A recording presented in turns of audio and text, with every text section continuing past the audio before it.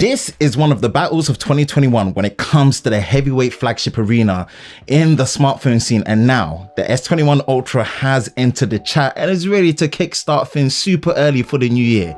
This is one battle I'm eager to run through and discuss. Let's look at it, man. Samsung Galaxy S21 Ultra versus the iPhone 12 Pro Max, the king of flagships. Let's go. Hi, Ben from Lover of Tech. If you enjoy videos like this and you're new to the channel, make sure you hit that like button, subscribe, hit that notification bell so you're part of Team TLS, the Tech Lover Squad, so you don't miss any future videos on the channel. Now, as of this recording, the S21 Ultra has been announced and is on pre-order, but yet to be released to the public for proper hands-on. And obviously in regards to the iPhone 12 Pro Max, man, I've had this since day one on release, but for sure, once I get hands-on with the S21 Ultra, man, there's going to be even more follow-up content and hands-on comparisons for sure. But stick around because I still want to give my thoughts, my initial thoughts from the outside looking in on both these devices and which one I might recommend and which one I'm obviously leaning towards as well. Now, design-wise, both the S21 Ultra and the iPhone 12 Pro Max are taking slightly similar foundations in regards to materials, but different approaches when it comes to actually the final appearance on both these devices. Let's start with the S21 Ultra. What it's using is an aluminium frame with the use of high quality matte frosted glass finish, which obviously you guys know, man, I'm a big fan of, which looks to be also the latest version of Gorilla Glass Victus from Corning. Now, what I'm really liking is the amount of colors being offered and also the design style at the back with how distinctive the camera module looks at the back of the S21 Ultra. Now, the S21 Ultra comes in Phantom Black, Phantom Silver as the main colors, and then special colors such as Phantom Titanium, Brown, and Navy. Boy, there's a lot of Phantom. But this is a big boy handset sitting in at 6.8 inches with the footprint size. So definitely, I'm eager to see how that handles. Let's move over to this one, man. iPhone 12 Pro Max. It's taken a different approach using stainless steel as the frame with a more boxy flat edge design with a frosted matte finish at the back, which I've gone on record to say it's one of my favorite matte finishes on any phone I've used. So I'm eager to see if that Ultra, that S21 Ultra will change that. And also a toughened front glass, which Apple are calling ceramic shield. Now, the iPhone 12 Pro Max does come in 4 different colors: Pacific Blue, Graphite, Silver, and Gold. Now, I've handled this 12 Pro Max here for a while now, and I can say definitely, man, for whatever reason, it just does feel like a brick in the hand. And it's going to be interesting to see how the S21 Ultra will fare when it comes to handling it. Overall, it will be interesting to try both next to each other from the offset. Obviously, they're both looking solid, man. And based on my previous experience with the Note 20 Ultra, Samsung have a good record when it comes to handling big size phones. Now, when it comes to the display, boy, Samsung did not come to play on this one, I'm telling you. Like, no joke, I've said this, yeah? Samsung might have just put out the best overall display on a flagship smartphone to date. Let's start with that, man. Let's break it down. Firstly, the S21 Ultra, we are finally getting a 6.8 inch quad high definition plus 3200 by 1440p dynamic AMOLED display with 120 Hz high refresh rate. And check this, you finally get to have the high resolution and the high refresh rate on the AMOLED panel at the same time. No more having to choose between 1080p for the high refresh rate. And it's about time, man. Thank you, Samsung. On top of that, you get a crazy max peak brightness of 1500 nits built on an Infinity O center top hole punch design display.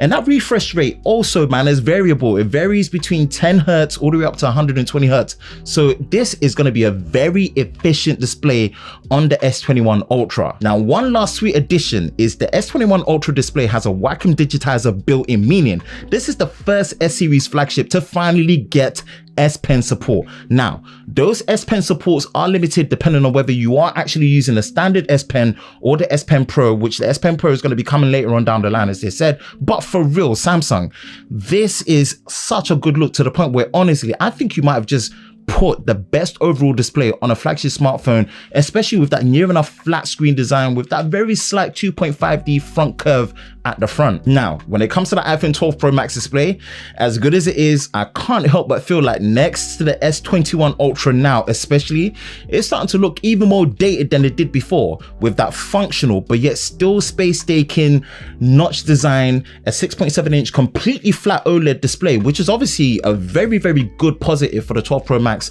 and still a strange and still not a true 1440p display resolution at 2778 by 1284, strange one, and also a peak brightness of 1200 nits, and on top of that, it's still only a 60 Hz panel. This one definitely leans towards the S21 Ultra, and we all know Samsung makes solid displays. Let's test it and see it in person first, but I'm confident that the S21 Ultra has got this on the display side. Now, when it comes to the specs and the performance, this part, especially on paper, is looking very strong for the S21 Ultra, packing either the latest Snapdragon 888 or the Exynos 2100, which we're most likely going to be getting in the UK, built on a 5nm process with 5G, 12 and 16 gigabytes of RAM with no micro SD card support for the first time in a long time, and also 128 256 gigs as well as 512 gigabytes of storage with a massive 5000 mAh battery that supports 25 watt wired charging, 15 watt wireless charging, as well as wireless power share.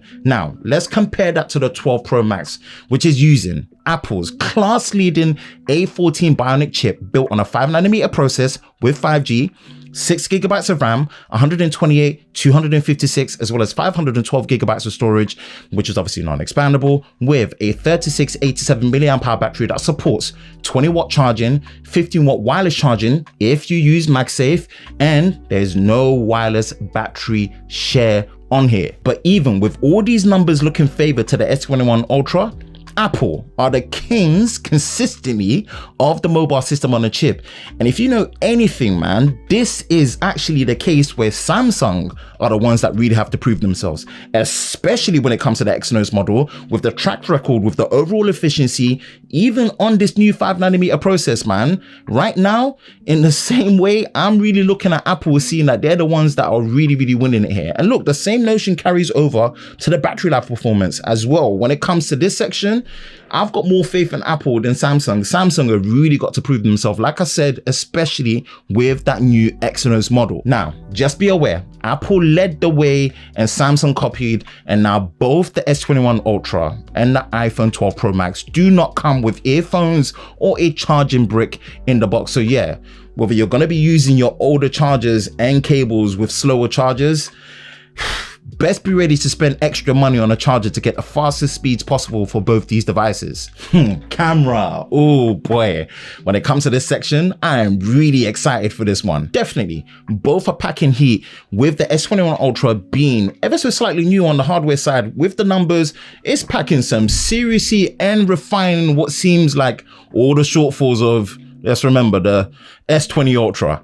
Now, the S21 Ultra hits all the notes well on the camera hardware side with a quad sensor lens combo. Now, let's break it down. S21 Ultra is working with a large 108 megapixel main camera sensor, generation 2 that is, f1.8 aperture, phase detection autofocus with a laser AF sensor, optical image stabilization with the OIS, and then a 12 megapixel ultra wide with an f2.2 aperture with 120 degree field of view. Then you have two zoom lenses with one mid-range zoom at ×3 zoom optical at 10 megapixels, f2.4 aperture, optical image stabilization OIS with dual pixel autofocus. Then you have a second super zoom at ×10 optical, f4.9 aperture, OIS, and dual pixel autofocus as well. And then when you move over to the selfie, it is a 40 megapixel shooter with an f2.2 aperture. Now, what I'm happy to see is improvement to video performance, with finally the ability to shoot 4K UHD 60 frames per second across all camera lenses, which is the first time it's been done. And for some strange reason, it's something that just wasn't there before. But it's great to see, and I can't wait to test it. And also, what looks promising is improvements to things like their space zoom 100 times with features such as zoom lock, obviously improvements to low light photos as well, especially in the night mode, improved video stabilization, and improvements to things like single take mode, macro shooting built into the ultra wide angle lens, and director's view, many more. There's a lot going on with that S21 Ultra camera. Now, when we come over to the 12 Pro Max, it is rocking a triple camera system with a large 12 megapixel main sensor, f1.6 aperture, dual pixel autofocus, and that sensor shift in-body image stabilization on the actual sensor itself for stabilization. Then a 12 megapixel ultra wide with an f2.4 aperture with 120 degree field of view, and then a 12 megapixel optical zoom at 2.5x with an f2.2 aperture, optical image stabilization, and phase detection autofocus. Man, I ran through that.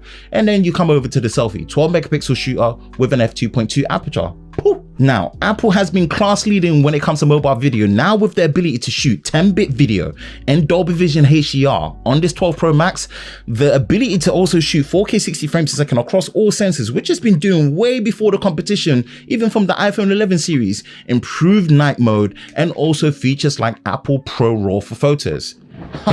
You lot, let me tell you, this ultimate camera comparison is going to be epic, and this is one I cannot wait to get down and get done. Now, quick look at the biometric unlock, and both are in a strange place for me, oddly. Now look, I'm going to try and explain it as this, yeah. I do prefer a front-facing fingerprint scanner any time of the day, but previously, Samsung's implementation has definitely not been the greatest, not the fastest, or it's not been the most confidence-inspiring. Now, the fact that they've increased the sensor in there, that scanner is now 77% bigger, and here's hoping it's going to fix all those issues that I mentioned. Then we move over to Face ID, and pretty much that's been unchanged since the last update on the iPhone XS. And honestly, as good as Face ID works, if you're watching this now in the current climate that we're in, right, you know using Face ID is a struggle. Last but not the least, price wise, in the UK, the S21 Ultra starts at £1,149 for the base 128GB model, versus the iPhone 12 Pro Max, which is actually starting at £1,099. So imagine, at the same base storage, 128GB for once, at the ultra premium end, Apple is coming at a lower price. Who would have thought? That is it for me, Ben from Lover of Tech. What is your thoughts on this discussion battle, man? Is it the 12 Pro Max that still interests you, or do you think the S21 Ultra can really bring the A game and get it done? We're gonna get full hands-on once I get it in, man. That's it for me, Ben from Lover of Tech. If you enjoy videos like this, you know exactly what to do. Hit that like button, hit that subscribe button, hit that notification bell so you're part of Team TLS, the Tech Lover Squad, so you don't miss any future videos on the channel. I hope you're all safe during this time. I will catch you in the next one. Peace.